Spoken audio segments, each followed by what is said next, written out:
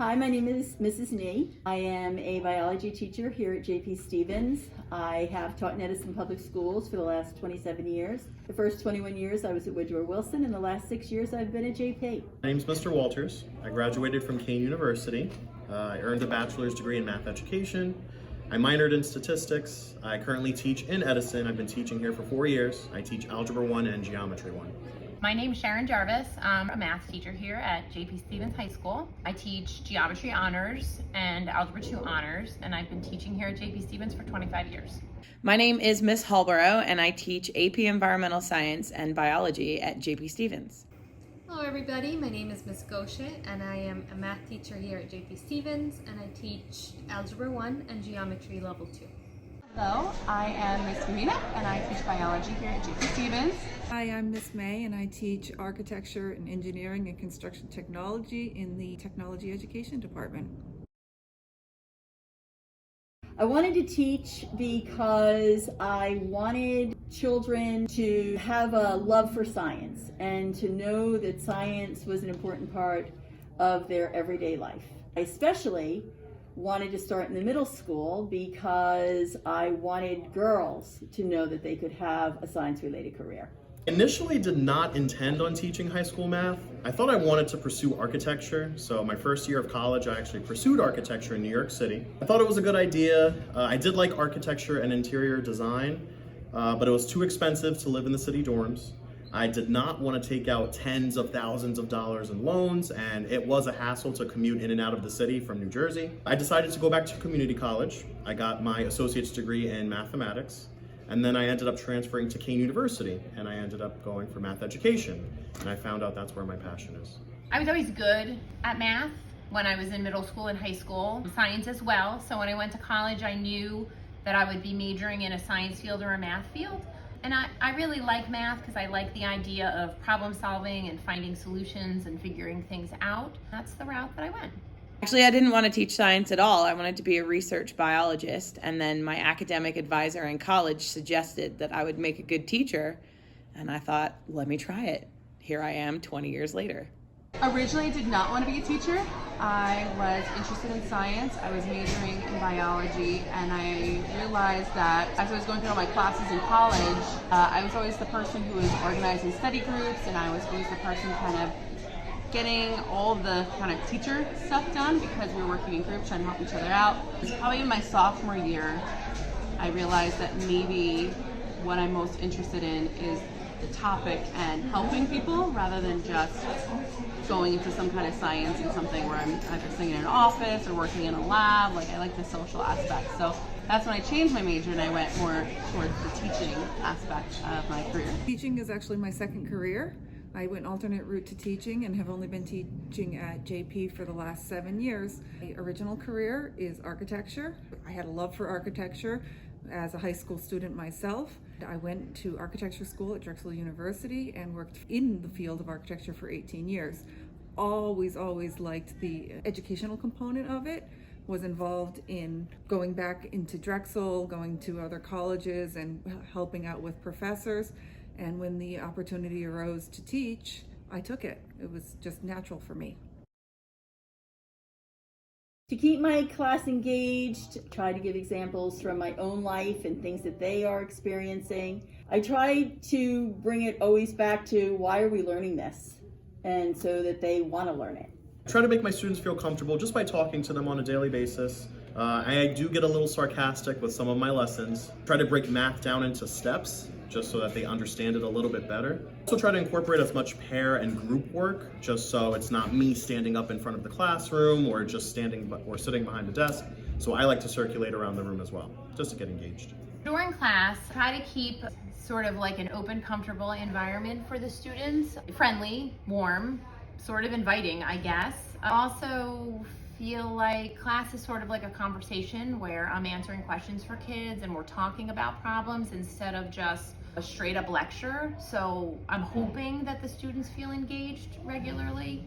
We're very hands-on in science. You should be doing science, not reading about science. And that's what I firmly believe. So I make sure that we do a lot of activities in my classes. I like to mix it up a little bit. Sometimes we do different activities. I like to keep the kids around the classroom sometimes, so we do stations, we do notes. Sometimes we use our technology by doing Google Form homeworks. So I don't always stay consistent with the same thing. I keep them engaged in different types of activities around the classroom. I try to be realistic, and I try to make it like connections to things from what we're learning and how they can kind of relate to that if I can. I try to keep it fun. I try to keep it as light as we can with certain things. JP students are so overwhelmed with academic work, and you have so much knowledge from the other classes, the physics, the maths, and all of those other classes that can be brought into the subjects that I teach. I work on having them apply that knowledge into projects and do a lot of project-based and hands-on learning. The reason why I wanted to come up to JP from the middle school was I just felt that I could make more of an impact here. After I graduated from Kane, I want to say the first 2 or 3 months after graduating, I was job hunting, going on interviews. Did have a few interviews before coming to Edison. I feel like they went well based on how I did in college, but it was just something about that Edison interview that it did it for me. It felt the best. I decided to take the job, and it was probably one of the best decisions I've made career-wise. I actually grew up in Edison. I went to Woodbrook School for elementary school. I went to Woodrow Wilson for middle school, and I attended JP Stevens for high school. I guess what drew me back here was just allegiance to a certain extent. I wanted to sort of continue the tradition.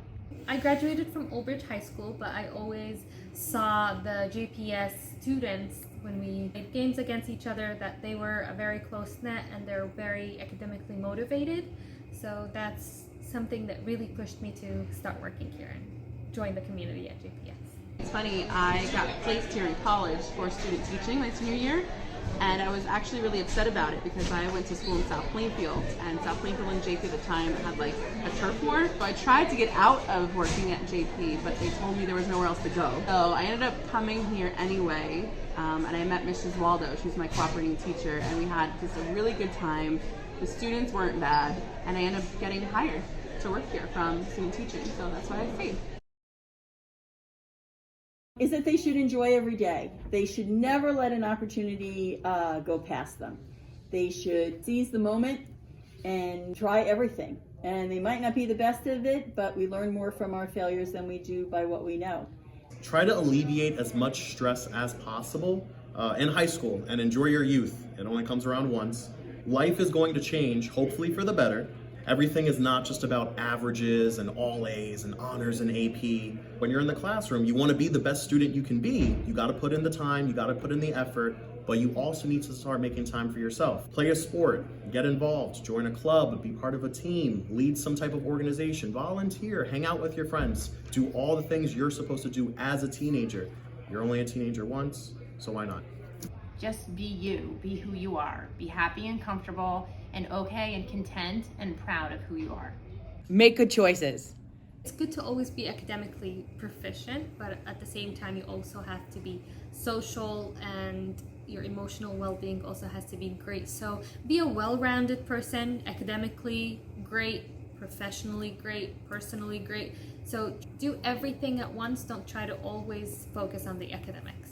In terms of school, my biggest advice would be just remember they're just classes. I know you have a lot of pressure to perform and do well, especially coming from your parents or family, but you want to remember that school is about experiencing things. It's not just about doing well in your classes. You want to have a social aspect too. You want to have some fun. You want to get into a little bit of trouble, as long as it's safe trouble. You're not getting anybody in danger or, hurting yourself in any way. Try to do things where you're going to remember these times and you're going to look back on it and be happy about the choices you made, and don't be so stressed out. I think you put too much pressure on yourself, so you should have a little bit more fun. Diversify. Absolutely try and do things beyond the academics. The first job that I got, the boss who interviewed me did not look at my resume, did not look at my portfolio. He sat there and he asked me a question about which sports I liked. He was looking for someone who would fit into the office culture, who could have a conversation, who could bring up other elements of life. And he wasn't, he knew from my education that I had the skills and the qualities that I needed to do the job, but it's all the other parts that are very important when you get out into an office culture. So I say diversify, travel, use information that you've learned traveling to bring it into the projects and the papers and everything that you do at school. Read, do all sorts of different things in order to make yourself a more diverse person. I hope my students feel a little bit better about what they actually learned in mathematics, whether it's something they're going to use later on in life or later on in high school, or if they never want to see math again. Some students want to pursue statistics and calculus. Others might want to go into business math. Others, again, like I said before, may not want to see it at all. Whatever they decide to do, I will support them 100% and give them the necessary guidance. Ultimately, I want my students to feel happy and comfortable with who they are in terms of whatever their ability is in math. I want them to feel like it's okay if they score B's or if they score C's or if their level happens to change. I want them to feel comfortable and successful and happy and good about themselves and confident at the end of the school year. I want them to like science. So I like to take kids who don't like science and convert them into people who can at least appreciate or respect science by the end of the school year. After the pandemic, my main goal for my students is to keep them communicating with each other. We kind of noticed at the beginning of the year that a lot of kids are socially unaware of what's happening around them. So that's what I try to talk to them and make them make friends and talk to other students. So my main goal this year is to improve the social skills of my students. I would like my students to, one, be more confident in themselves, especially the freshmen this year came in and they were very lost.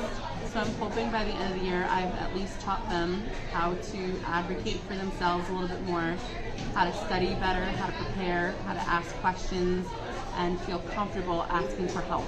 Because you don't have to know everything, you're not going to remember everything, and that's fine. I just hope that you have a little bit more confidence with your abilities and be able to push yourself and get out of your comfort zone a little bit more.